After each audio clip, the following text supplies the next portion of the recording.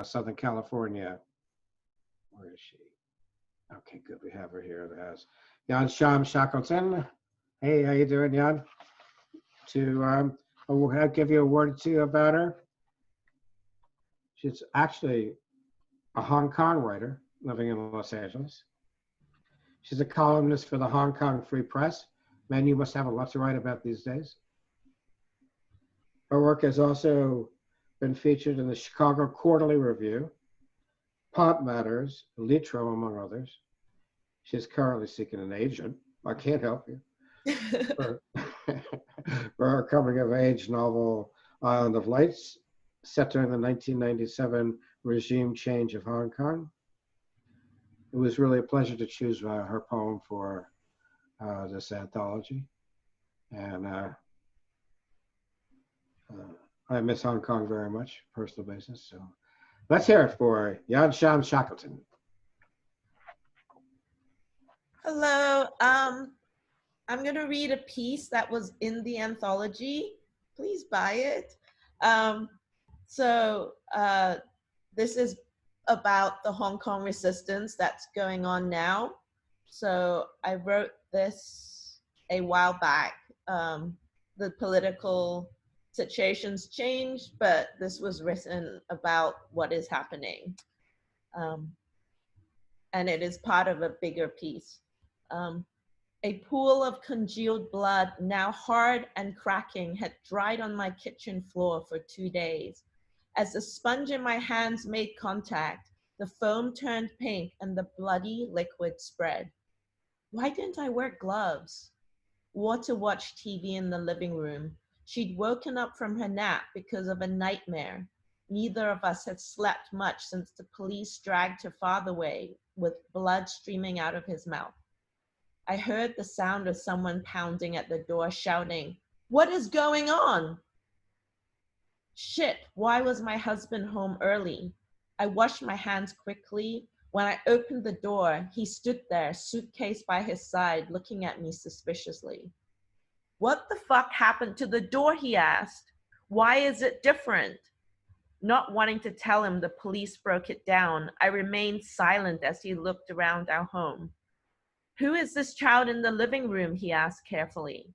In front of us sat a 4-year-old girl by a giant dollhouse and a wide assortment of toys I had brought in the hope they would distract her from having been left with me. "It's Water," I said, not knowing if James would remember who she was.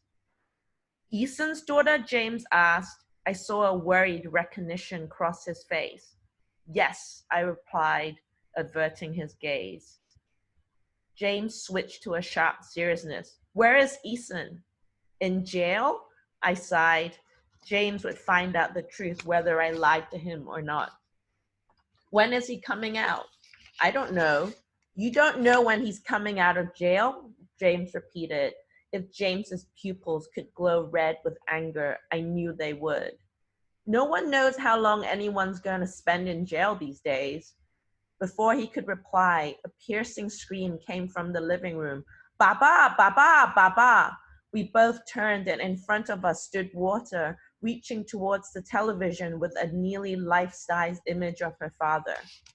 As the leader of a separatist movement that threatens the peace and prosperity of our great motherland, Eason's voice droned from all sides on the surround sound speakers. I see my mistake now as being misguided and influenced by the hands of foreign governments. I gasped. This wasn't the Eason I knew. Flaking skin covered his downturned mouth, his eyes unfocused as if he could only see inside his head and no further. They must have tortured him to get this false confession. Water continued to scream. Tears and snot streamed down her face. Her mouth twisted, showing the gap from her missing baby teeth. "Baba, Baba, Baba, Fanley, Po Po." Stomping on the ground, she shouted for her father. When she realized Eason couldn't be reached, her little fingers touched a heart screen instead of her dad. Water kicked over her dollhouse, and all the furniture and dolls came crashing down, sliding underneath the real furniture. "Shit," James said as I ran towards her. Water launched herself on the floor. I tried to pick her up. She turned around and kicked me in my face. Fuck, I swore, stepping backward. James, finding the remote, paused the image. Water, seeing her father frozen, stopped moving. I ran to her again and held her as she cried. James threw me another angry look. I knew he thought me responsible. If I didn't bring this little girl in the house, none of this would be happening. I wanted to shout back to him, "This is not me! Blame the Chinese government! If they only left Hong Kong alone."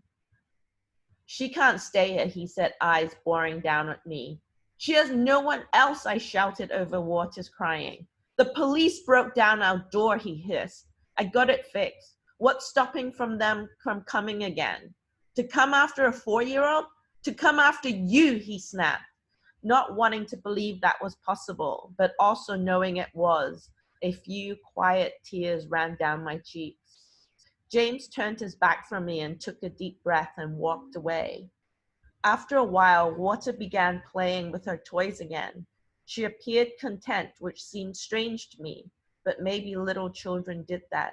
They cried and then they played. I had seen her do that multiple times in the last 2 days. I heard James turn on the shower. My mind raced. What would I do? What would happen to her? James could simply refuse to keep her, and then I would have to hand her over to strangers. Tears kept streaming down my face until it occurred to me I would leave James. I love my husband, but I couldn't leave a child behind. I owed it to Eason. I owed it to the resistance. Unless the police took me, I wouldn't give her up. The shower stopped and the sun set and the room darkened. It didn't seem to bother Water, so I did nothing. Then a click. The light of the living room went on. With everything illuminated, I wondered how I would feel to move out of our modernist home, which I decorated so carefully. James, still avoiding look at me, James walked towards Water. He stood for a moment over her and seemed to be inspecting the toys. He bent over and picked up a horse with a silver mane. I swallowed. He was cleaning up already, not liking the mess in our previously childless home. He was preparing to rid of her right there and then. I knew he could be cold and logical, but I hadn't realized he was heartless. Then he sat down in front of Water, who stared at him. "Hello?" he said. She didn't respond, but watched him unsure. James squared his shoulders and looked lost. He glanced at me, but before I could catch his eye or say anything, he began to move the horse up and down, making it sprint in place. He concentrated on the toy as if trying to figure out how to play. "It's a horse," James said softly, brows knotted, then carried on moving it up and down. Water stared at him, afraid and curious. James simply continued repeating, "This is a horse." Then he smiled at her, and reacting to that, Water said, "Horse," thoughtfully. She picked up the black horse with the brown rein with her little fingers. She followed his example and moved her toy up and down as well. Then I watched my husband and Water gallop their horses side by side. Thank you.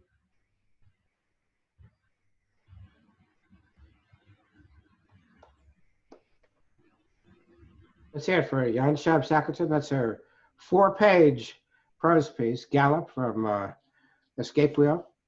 And a beautiful piece it is. Thank you, Jan. We now turn to